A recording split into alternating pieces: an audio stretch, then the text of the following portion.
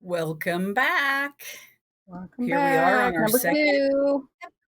Right, exactly. Well, tonight we have a special guest. It is Mr. Larry Newman. He's retired law enforcement.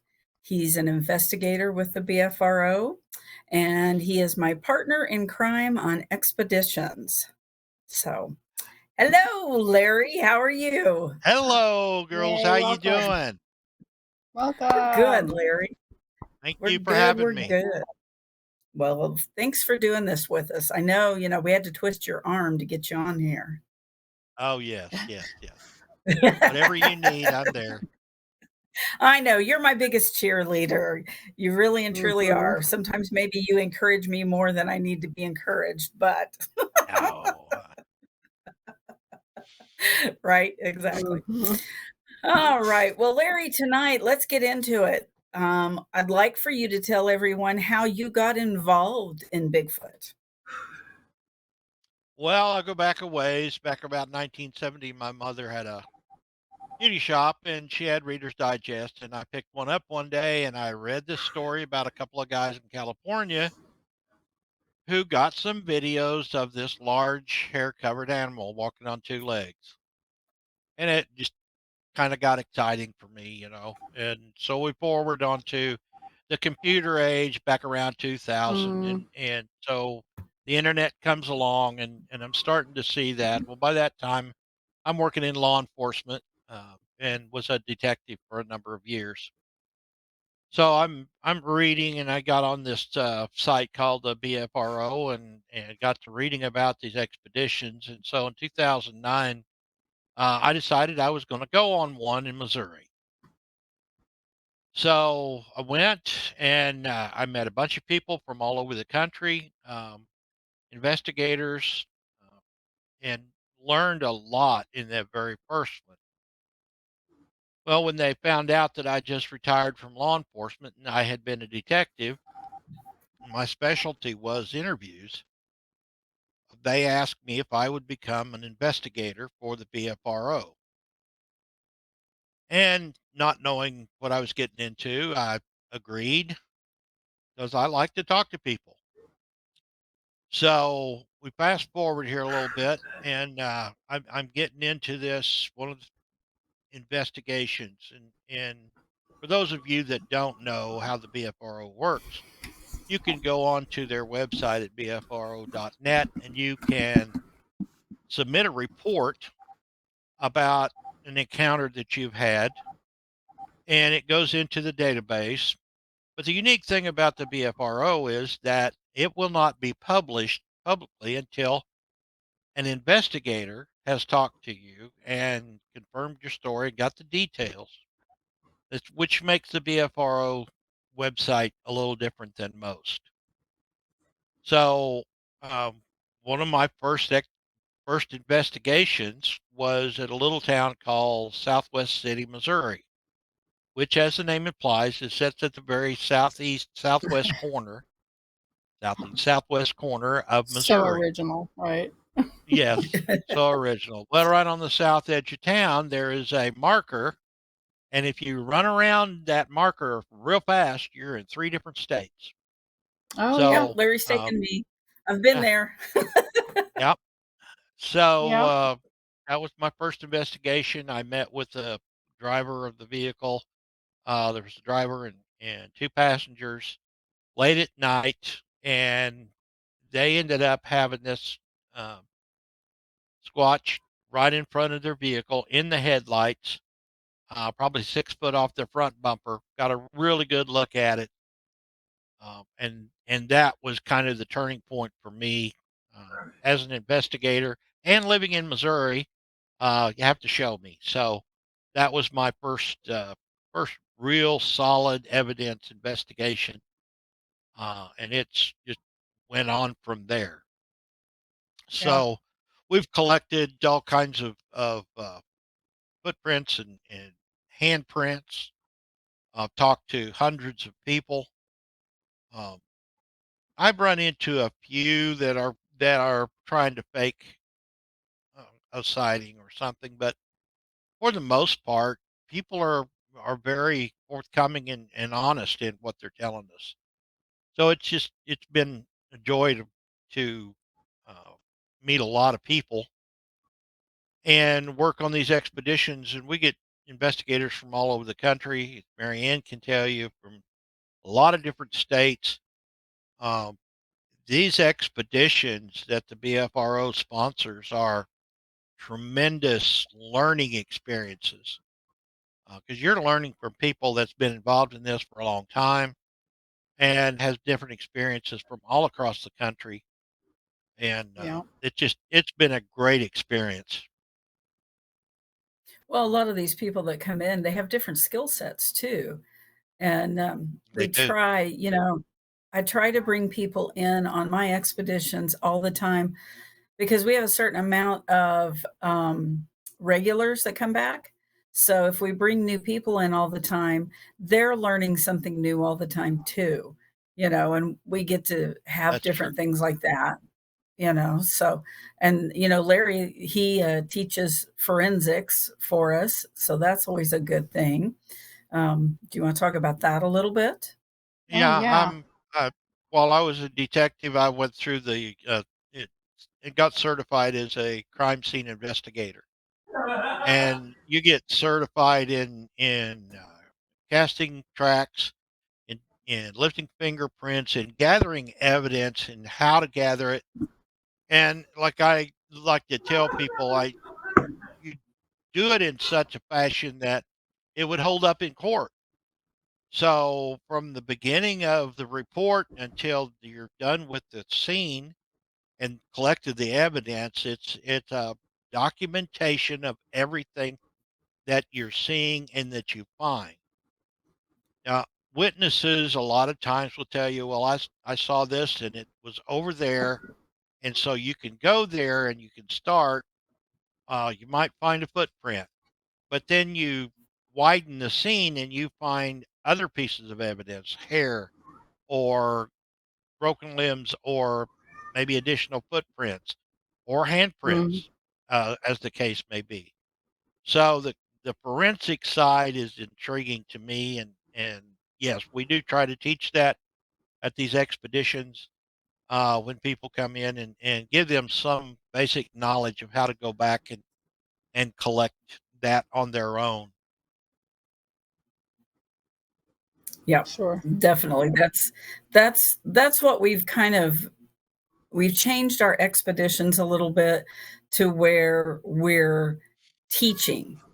The whole thought process is if we Right. teach these everyday people how to collect evidence correctly, how to have something in the photo that gives you size, things like that, Research how to do eventually casting, take castings and things. Yeah. yes.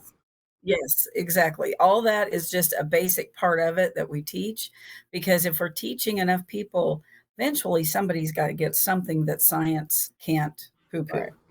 Right. You know, you just got that many people that know how to do it. You eventually We got to don't do get it something properly. that's right. Right. Exactly. So Larry, out of all Well, your, experiences you've had, what's one that just stands out to you, like one of the best ones you've ever had? One that, you still think about? I think the uh, the night expedition at the Jacks Fork, Missouri, was probably stands out because I was with an investigator from Texas who was using a thermal camera, FLIR, and was able to record. We recorded about an hour of three different individuals across the river from us. Uh, it was approximately 10 o'clock at night. It was 40 degrees outside. They're on top, on the other Yeah. side of the river. We identified three different individuals, possibly four, and video them walking out to the edge of the bluff, turning around, going back into the forest, coming back out. We even got video of the arm swing and then the sound of a rock hitting the water below them. So that was probably the most incredible night that I've had. Um, and I've had a lot of other, things happen, but that one stands out as probably one of the most uh, fascinating events that I've had. Yeah. They Yeah, just I walked and just understand. back and forth and just hung out. Yeah, So were one they was watching you across guys the watch river. them? Or they watched Oh you. yeah, one was across the river behind a gravel bar, and it would turn to its left and walk a couple of three steps, and then turn around and come back and keep watching us. The second one was up on top of a bluff, probably 30 feet above the river, maybe uh, 40 yards away, uh, 30 yards, 40 yards away from us on the other side of the river. But the thermal picture was very good. It was a full body thermal, so it wasn't anybody wearing clothes. Um, Oh, sure. and like I say, it's 9:30 at night and 40 degrees. It's not, in the wintertime, it's not, you're not going to have somebody there. Well, the next day we drove around to the backside of that bluff, and there was not, if you were a mountain climber in the daytime, maybe you could have made your way to that location, but at night where that was, so it No way. Yeah. 99% ruled out a possibility of a human. And follow up is the basis of these investigations. You see Exactly. something, you go back and you follow up, and you you find the evidence to back up what you saw, and that's more defining than anything else, to be able to document what you saw. Sure. And so did I hear you say that you heard, like, a rock? Do you think they threw the rock in the water, or was it Well, if you've ever been out as a kid and you've taken a big rock and thrown it in a deep pool of water, it has a very distinctive sound. And I'm not talking just a baseball sized rock. I'm talking a big rock, volleyball sized rock. When it hits the water, especially deep water, it has a very distinct sound. And that's exactly what we heard. We go back and look at the tape, and about the same time as that sound occurred, we see the arm coming forward in the video. So I think, I can safely say we've got video of it throwing a rock into the river. so that kind of leads me into the next question I wanna ask here, because you hear people a lot of times talking about the rock throwing, and it's aggressive. And so it's like, have you ever, in your experience, had what you thought was an aggressive, rock throwing? Um, Or an aggressive. yes, Yeah. I it it wasn't a rock, but it was a chunk of log that Okay. was thrown at us at a. Uh, it's a conservation area between Springfield and Branson. Ah, okay, I know And what you're talking about. me and I and Oh, another uh, investigator were with a film crew. We had been to the Branson area to film document some things down there, and we just off the cuff, just at the spur of the moment, decided we'd stop at this place, and we walked along the river, The investigator that was with me took a large stick and hit a tree, simulating a tree knock. And about 5 seconds later, we had a big limb fall, and it fell through the limbs of a small tree beside the trail. And this little tree just swayed. Well, there was no wind. And after it happened, we looked and there was no trees above it. So it made it impossible for it to have fallen out of a tree and fallen directly down. So the only Mm. um, conclusion you can come to is that this was something that was thrown at us. And we were remote. We were uh, back along the river, probably a half a mile from the parking area in the middle of the night.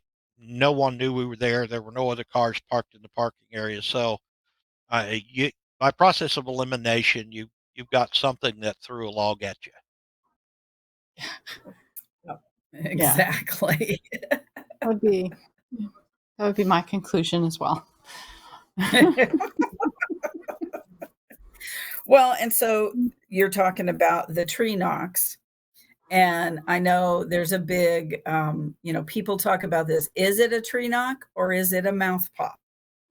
And we've had this discussion of, okay, are they walking around in the woods out there carrying a stick all the time? Because you and I both know, Larry, that you're walking along and you can pick a stick up, but it don't mean it's going to make the kind of noise you want. So let's talk about that. What's your thoughts on that?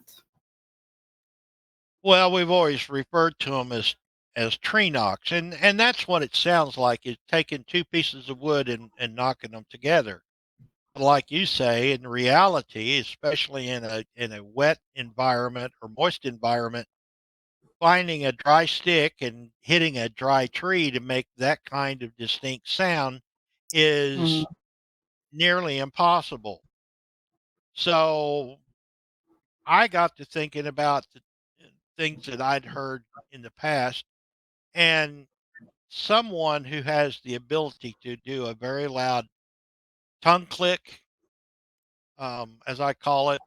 I've known people in years past that could really make it uh, echo off the walls, for lack of a better Mm. term, and Yeah. Yeah. very loud. And when you get to thinking about it, that's what these sound like. It does sound like wood on wood, but in reality, I think it is a very loud Makes tongue click sense that that they it would use to be communicate. vocal. Yeah. Yeah. Yeah. Well, and So, so we got back. Yeah, I'm the same way. We got back from West Virginia, and there was a gentleman out there that could make those unbelievably loud, and he was like using his hands too.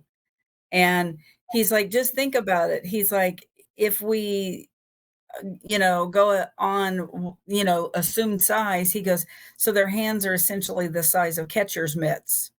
How much yeah. more is that going to increase that sound? You know, and that made a lot of sense. I mean, if you think about some of these things just logically, you know, the lung capacity that they have to do it, the size of their mouth, maybe their vocal cords are a little bit different, and their hands, the sheer size, there's no telling what you could make with Sure. all of those. Sure. One of I the mean, that's loudest one of the loudest tree knocks, we call them tree knocks for the time being until we can verify this, but one of the loudest I ever heard was on an evening where it had rained for 3 or 4 days in the woods outside of Nevada, Missouri, and it was so wet you couldn't find dry tree limbs to build a fire. You couldn't get them to catch. Everything was soaked. I heard one of the loudest and clearest wood knocks um, that I've ever heard, and I've heard several, but this was the loudest and clearest. And afterwards, I got to thinking, how did it do it on a night where everything in the woods is soaked?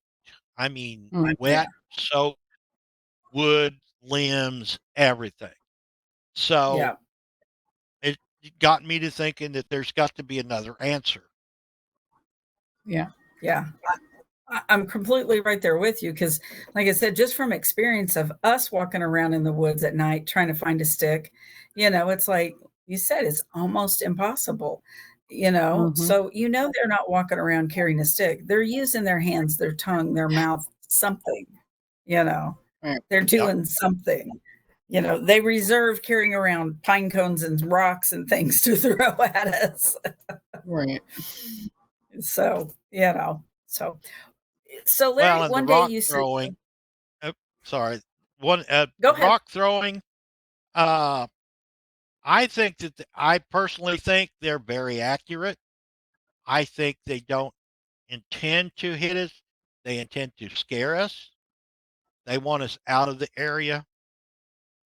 Tree shaking, uh, even as much as even such as bluff charges, which are kind of rare, but tree knocks and rock throwing and throwing branches and stuff they want you out of their area Like, hey, for a get out of reason. here. Yeah. Yeah, and Yeah. my personal feeling is that there's family groups in that area, and they're trying to protect family groups. I think you're right. I think it's a way to get us out and, us, unfortunately, that just makes us go, "Ooh, they're here." We Yep. don't have the sense that God gave some people to get out of the woods. No, run this way, But not that way. right, exactly, exactly.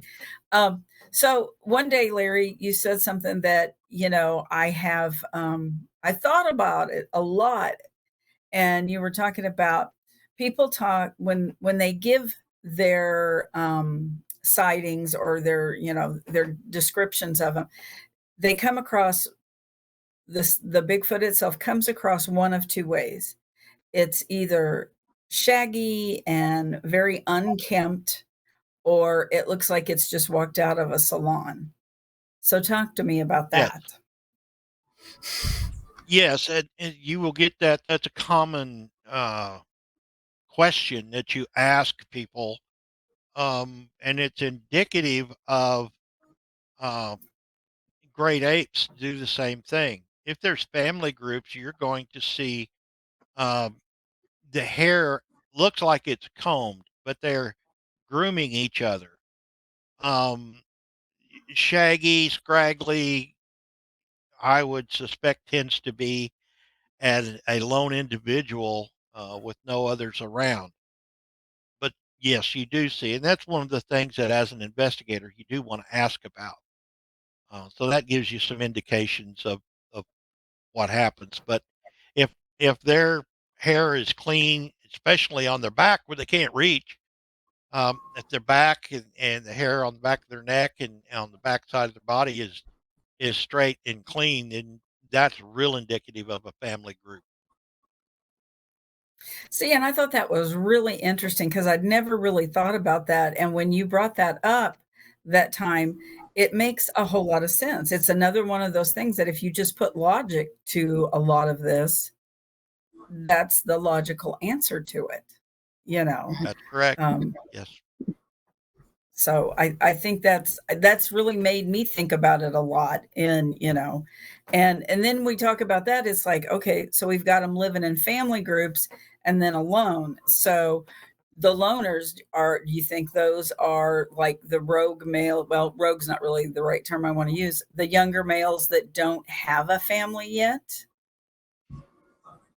Oh, Well, yeah, yeah, I've yeah. I've thought a lot about this, and um, if you if you think about it in terms of scientific, the way to keep the gene pool clean would be that you have a family group, and the male stays close while the young ones uh, grow a little bit, and then the male will leave and travel and find another female somewhere.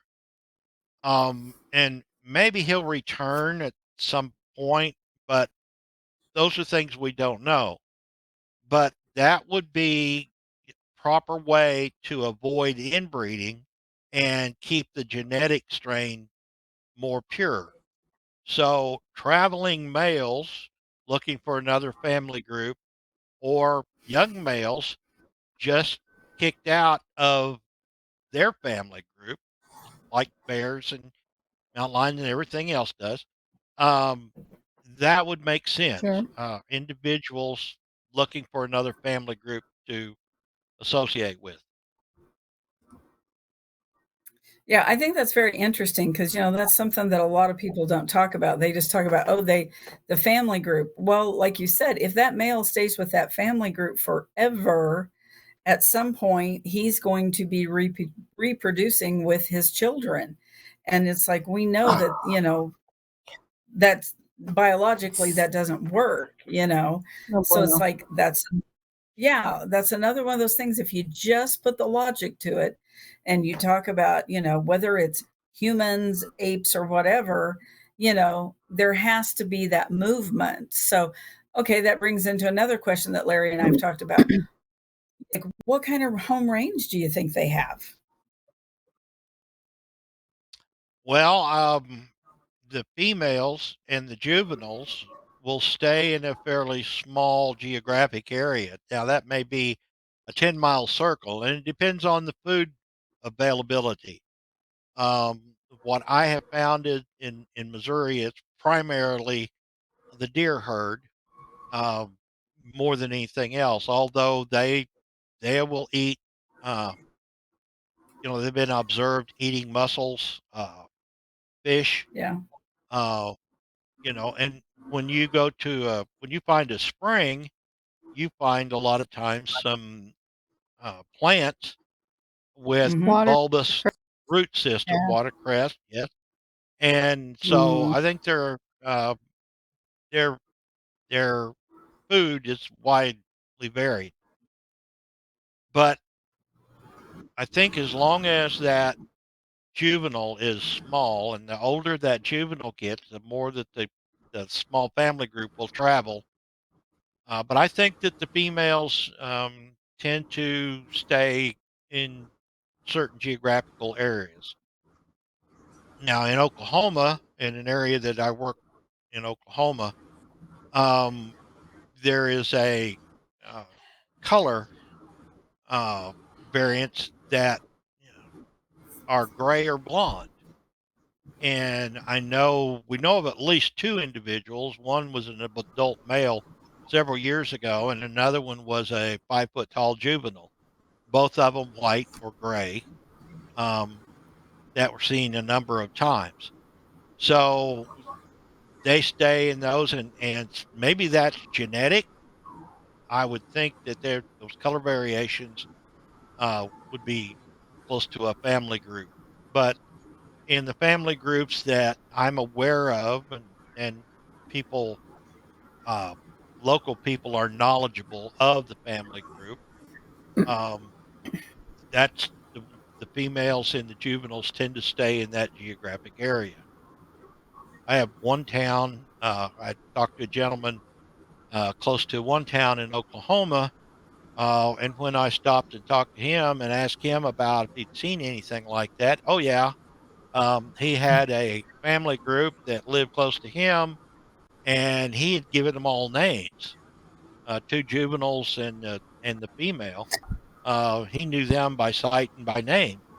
He had given them names. So you'll be surprised at when you start talking to people out in the rural area, people that initially don't want to talk to you about it, but after a while, you begin to learn a lot. Once they get comfortable talking to you, they'll open up and tell you all kinds of stuff. Uh, there's people out there that know about these things, that live with them, live close to them, uh, mm-hmm. are very knowledgeable, but they don't want to talk to anybody about them. Number one, because they get ridiculed. Number two, they don't want it known because they don't want people coming in, They want to protect them. stomp through the Yeah. woods and scaring them out of the area. Right. Yep. Exactly. So, Exactly. Well, so the next thing I want to talk about so the other night when you were watching the TV show and you texted me, let's talk about that. So the other evening, I get a text from Larry. Are you watching Skinwalker? I'm like, no, but it can be. Why? And so um, set that up for us, Larry, of what they had found and what your thoughts were on that. Well, the Skinwalker Ranch is a program that's centered around the possibility of alien life, and the scientific investigations that they're doing there are intriguing. They But they are. but they were doing something kind of odd, and they were floating a river that goes through the ranch and found some scat, and they collected it, which is not a common thing for them to do. That's more of a biological thing where they're working on more of a an alien presence. But they had the scat analyzed, and the scientists that analyzed it for them said this is a very large animal uh, that left this scat, and it's very interesting because this animal had consumed a coyote, and that is an extremely rare situation. Uh, Mountain lions, bears don't eat coyotes. Uh, I guess it's possible they have the ability to, but this was not left by a mountain lion or a bear. And so it begs the question as to what else is there out there that Was would it? eat a coyote? Well, we know very Well, well an animal that has that ability, Right? and how do we know they don't? And that's what excited me, and I called Marianne and said, "You better watch this." But there was coyote hair in the scat and remain, partially digested bones in the scat, Exactly. the coyote bones that no known animal has the uh, acidity in their digestive system to digest bones like that.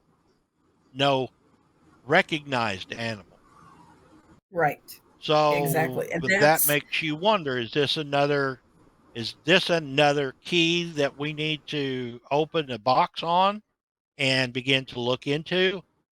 I don't know, exactly. but it right. raised more questions than answers. Well, And that's so the typical. possibilities are There's there. plenty of So, coyotes too in Missouri as well as yeah. oh, Ooh. yeah. Oh, Wild. the Okay. coyote. The Well, coyotes are and ridiculous in here. it's well known, well documented that coyotes and the Bigfoot hang around each other. I don't know which one's following the other one, but y- uh, Marianne and I and a group of people pulled up to a parking area at a lake one night about 10 o'clock at night. Got out, and the coyotes were howling on the other side of the lake. And there was something else close to them that was trying to sound like a coyote, was very loud, but it Uh, was not a coyote. It was mimicking the smart. coyotes. Yeah. Um, that it was very distinctly something different. So, Oh, yeah. lots of researchers have got the coyotes and the Bigfoot following one or the other, you know, on a kill or whatever. Uh, so I don't know what that relationship is, but that's another question to be looked at. For Exactly. sure. Well, and the whole thing of that, like the digestive system, this made me start to go, okay, what have we been told they eat? And I have heard people talk about that they think they also eat bark part of the time, whether it's in the winter, when things, so it's like, okay, what kind of digestive system would they have to eat some of this bark, especially around here? We've got some trees that have got some really thick bark on them. I mean, you know, Some hairy I'm bark, sure. right? Hardwood. Well, Yeah. yeah. Hardwood bark. So it's like they've got to have, they've got to have a gut of steel to eat that. So it's like, why would it be such a hard thing to imagine that they're eating a whole freaking coyote? I mean, or maybe Right. it's a young one that's learning to eat that and doesn't know that you don't eat the bones. I mean, I don't know. Maybe they're chomping on the bones to get the marrow out. I mean, I don't know. We Well, get one thing and then we have 10 questions to it. That's just, you know, the game of life in Bigfoot is, one question makes it lead to 10 one more. question's answered and you get 10 more. Right. Exactly. Exactly. Well, and The I deeper you think get you into hit it, the it. more you think, go ahead. Yeah, I think you hit it on the head. The marrow in the bones. I think, Yes. and especially for a massive animal of that size and obviously jaw strength. The smaller bones. It's probably something that would give them some nutrition. And there wasn't an identification on which bone, which body part bone that was in this. But there's a lot of smaller bones, and rib bones are fairly brittle, or Yeah. soft, I guess you would say. And so there's a lot of nutrition that could come from the marrow of a bone like that. So it's possible. Yep. Oh, yeah, I think, and especially if they're in an area for whatever reason, wintertime, or it's an area where meat and things like that are a little more scarce, they're going to probably consume a whole lot more of that carcass than what they normally would, because then I've also heard people talk about they think they just eat a lot of the liver, and it's like, okay, I get it. But on the other hand, it's Right. like, if this is a predator and there is a whole carcass in front of them, why would you They're leave gonna all that fuel up. meat Right. just to eat a liver?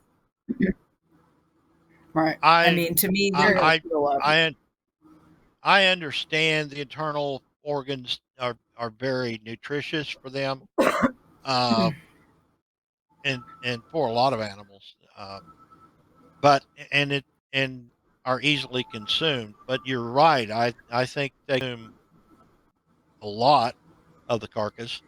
They're not going to leave food out there for something else to come to. So it's possible, but from the reports that I've seen and things that I've um, talked to people about it seems as though, um, this first off, the first thing you'll find is they will break the legs on the animal, and right. then they'll open the internal cavity and begin to feed on that. Now the rest of it, um, I don't know. I, I I don't know. I haven't come across that, and I haven't examined a carcass that was a definite Sasquatch kill. So that's we don't know. There's a lot we Well, don't know. and didn't you have a lady that talked about how her dogs would drag the deer legs into the yard that had been broken off, and she had to clean her yard before she had company? Yes, I had a lady, Southwest Missouri, that I talked to, and she said that they hear Terrible. them when they're in the holler, then in the valley behind their house. They hear them making sounds, talking to each other, and everything. And when they're there, her dogs leave the yard and they'll go down in the holler and they'll come dragging back deer legs. And she said, what's odd about these deer legs is that they are twisted, broken. Where they're broken, they're Yeah. twisted and not cut with a knife or a saw or whatever, but they're twisted, which is something that's very odd, and has been associated with Bigfoot kills in the past. So yes, they would, when the Bigfoot were there in that area, when they heard them, the dogs would be bringing deer bones up, and if they had company coming, she'd have to go out, clean all the deer legs out in the backyard, get rid of them, so people didn't, freak out. But that was, And yeah, I'm going they had outside to moved check here on the from deer legs. Oregon. I'll be right back. Yeah, they had moved here from Oregon and they had horses. And she said the first notice that she had was that the horses Oh, came up and had squatch braids in their hair. Now, she said Mm, that was something that they had experienced in Oregon with the squatches out there.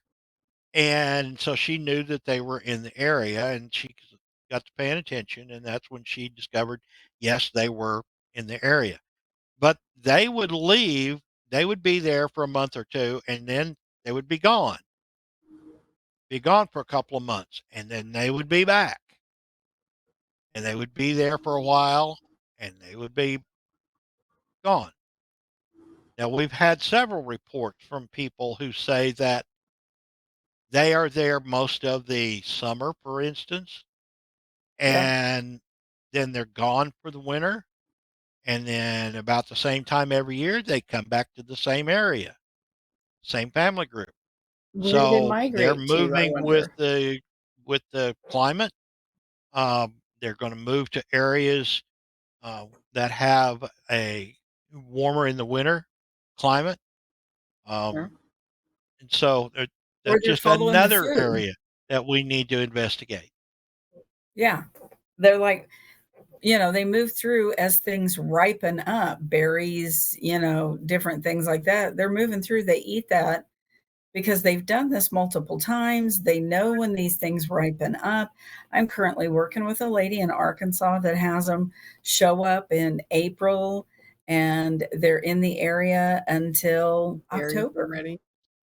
Yeah, they just move through that area and basically camp out in that area for the summer. It's like there's berries of all kinds. There's all kinds of different plants and things that are ripe. Plus, I mean, maybe in the summertime they're more of the whole, herbivore, and then in the winter they turn into the carnivore and they're eating the deer because that's what's available. I mean, I don't know. It's another one of those questions where the one That question makes brings sense. up 10 more questions. Yeah. So Jennifer, I want you to tell Larry what you found out today about Monkey Mountain. Oh, yes. I did a little Google search while I was at work. No, I shouldn't say that because I'll get fired. No, I was on a break. And I was curious. We had talked last week about, no, I think maybe it was just a private conversation that you and I were having about, why do you think Monkey Mountain's called Monkey Mountain? And apparently, when Lewis and Clark was traveling through the area, they and the locals deemed it Monkey Mountain because the river bluffs were too steep for monkeys to climb. And it's like, my Hmm. question is, why do they immediately think of monkeys? Because we Well, have Exactly. no yeah. north. And then I'm like, okay, that's kind of an odd thing. For Lewis and Clark, the paragon To be of talking monkey about lore, to monkeys. be like, hey, this is too high for a monkey to climb. Would they know? How would they know that? Yeah, where would they have ever have seen monkeys? Right. They would have heard it from the locals. And why would the locals who live in the middle of the United States know about a monkey? Right. Unless they Well, saw so one of Larry, those. tell her. Well, I can tell you. Tell her Go right about, ahead. the names of places, why they get them Yeah. and why they're Well, called yeah. Right. Okay. Before I get to that, I'll share a story.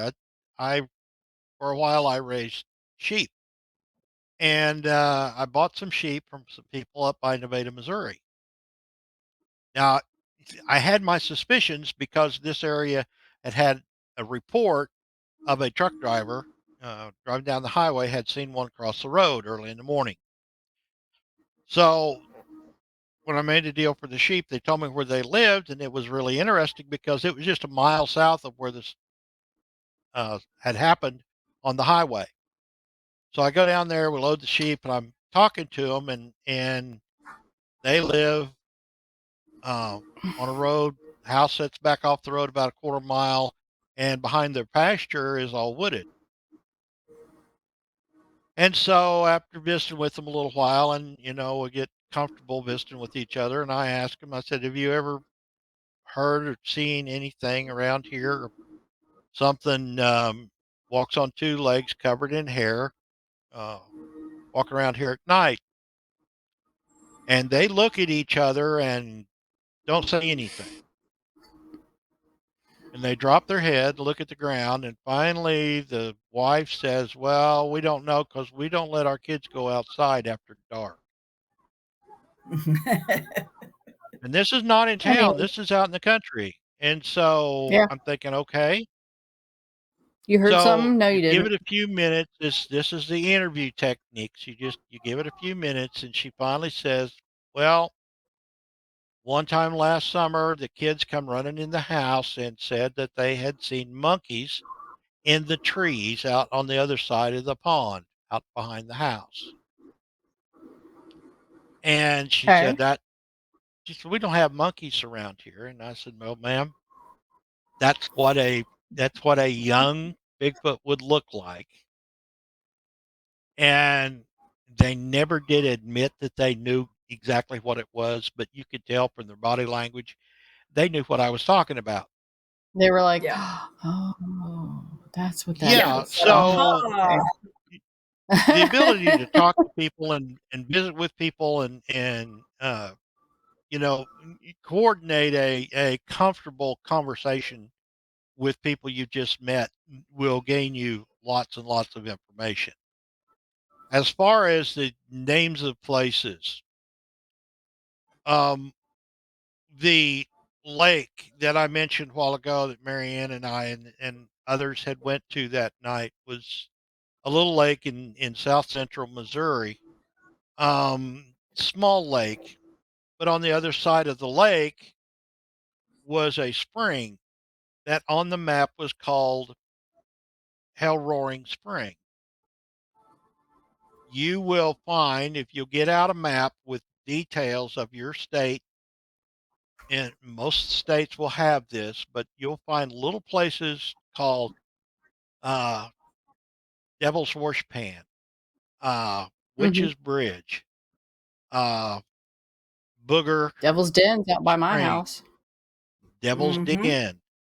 Um, you will find those, and there is a reason those places got those names 150 years ago. And so, if you're looking on a map and you want to go someplace close to home that you might find these things, look on a map. Find something with a very odd name. Uh, Monster Yeah. Mountain, Monster whatever. Uh, we went to a place called Witch's Bridge one night, and I asked the local that took us there, I said, "Why do they call it Witch's Bridge?" And he said, "Because kids would go out there at night, park in the middle of the bridge, and wait for the witch to come up the creek and start screaming at them." Okay. Uh, well, I don't think that's a witch, but I pretty much know what it is because there's Right? there's documented Bigfoot activity all around the area. So, but that's the key to finding places in your area that you can go and sit out at night and listen. Yep. So those are some For really sure. good ideas. Those are some Yep. great tips, Larry. Oh, yeah. Definitely. Larry's the man in the know.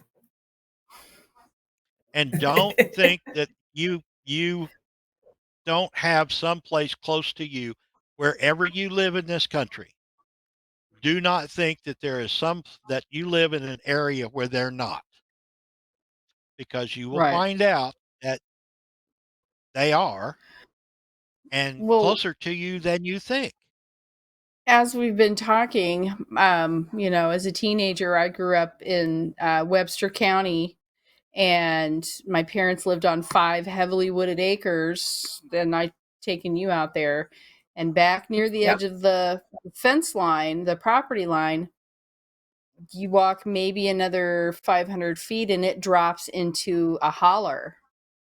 And I don't know how big it is, but now I'm wondering remember that noise that wasn't that Black Panther that I told you I heard that one night? Uh-huh. Yeah. Yeah, so maybe that thing came up out of the holler in my backyard and was checking out our house. I don't like that. Right. I don't like Yeah. that. Looking in your windows, going, Terrifying. woohoo. Yeah, see, Yep. and it's no wonder. I mean, but I've always felt like somebody's like peeking in the window, so we always had to make sure that the window was shut, and just creepy. I lived out in Uh-huh. the thick woods. Who's out in the woods Yeah. looking at me? I don't know. Bigfoot. Creeper Bigfoot. Well, another thing that we've talked about before, but that everyone should realize is that you've always heard, or a lot of us have heard growing up, that mountain lions or cougars or catamounts or whatever Right, sound like a right. woman screaming at night. Really loud, sounds like a woman screaming. Mountain I've always lions heard that growing up. do not have that ability. Nope. They They do not have the lung do not capacity. have the ability to scream long and loud like is attributed to them. Uh, No, you have to be close to Marianne, them to hear them. you have to be Yeah, very close to them, and it doesn't sound like a woman screaming. no. So get on the internet and go to mountain lion sounds and listen. You will not find a scream such as is attributed to them. Sure. So that's Marianne and I and another in a group They're cats. one They're night big meows. we heard what could we definitely would consider a woman screaming. And Yes. it went on for 30 minutes and covered over 3 miles in heavily wooded hills, hollers, bluffs, and around. That a mountain lion Yeah. couldn't cover in that amount of time. But Well, and it it was was definitely sounded like a woman screaming. and a woman in distress. You know, Right. there was a sense of urgency, distress, panic in this. And it, you know, like he said, you could tell it was going up and down hills because it would get loud and then fade away and then pick back up, just like somebody running down the side of one hill and up the other. And you would hear it again when it got to the top. And the amount of lung capacity that this would have had to have had, because it was not close to us. It was not close to us. But it, No. like he said, made a 3-mile circle around us, you know, the whole time. And we sat and listened to it. And it's, it's bizarre because we spent the first few minutes trying to debunk it. You know, could it be this? Could it be that? Could it? And we couldn't come up with anything that it would have been made sense. So, Well, like I said, the just more best way to questions. describe it, what we talked about at the time. This sounded like a woman who had lost her child and Yes. was screaming at the Mm. top of her voice, looking for that child. But the screams went for a long period of time, and immediately at the end, it would start screaming again.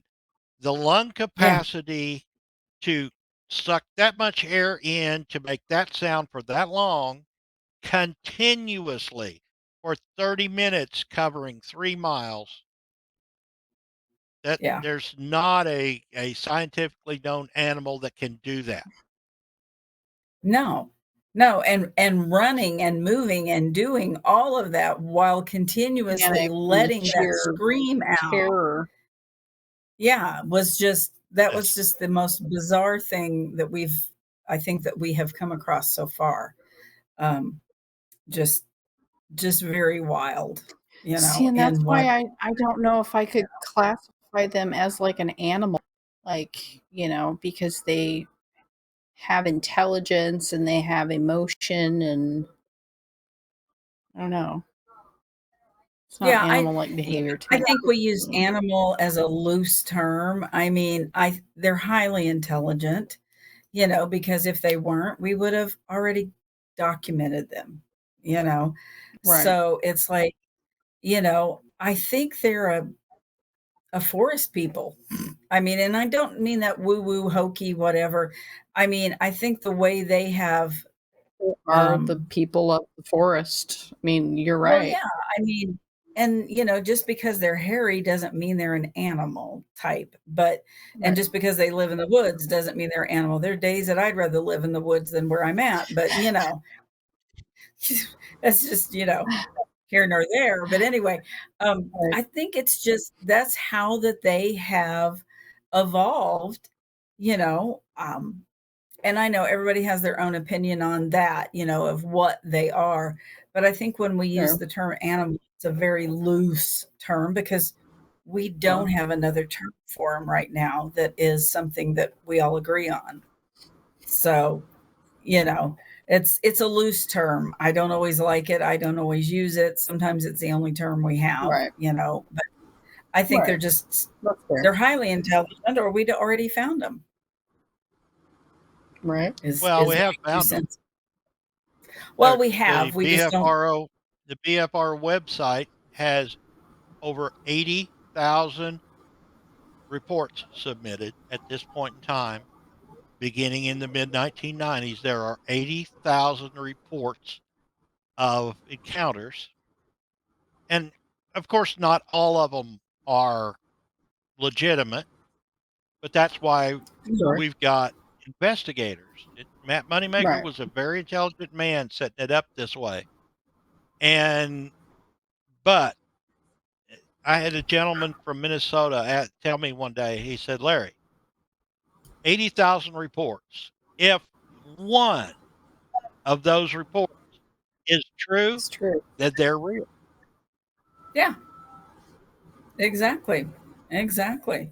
So, well, Larry, I want to thank you for coming on and sharing with us tonight. I'm sure you'll be back. You and Thank I you. have a Arkansas expedition coming up in September. So if anybody is interested in that, please go to the BFRO.net and click on that, and you can go out in the woods with Larry and I. And then we also have in October, we have the Ozark Mountain Bigfoot Conference coming up, and that is the 4th through the 8th.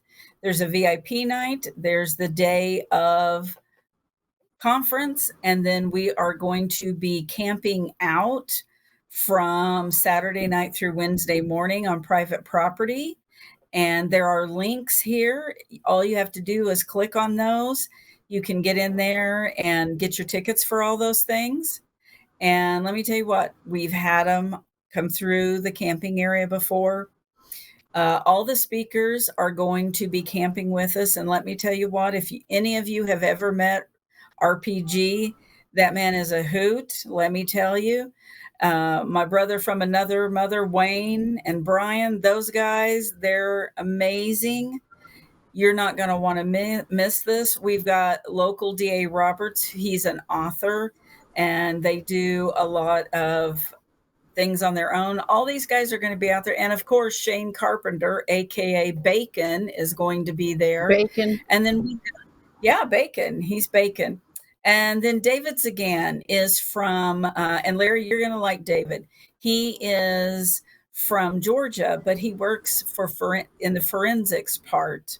Now, we don't know exactly because he's not allowed to tell us that, but he's going to be teaching us some forensics out there during our daytime camping. So anybody that wants to come join us, just click on, and we're going to be out there, have a good old time. We'll teach you all kinds of things. We'll get into all kinds of things out there. So we want to thank you, Larry. And this won't be the last time that we see you. You'll be on again, as our adventures continue.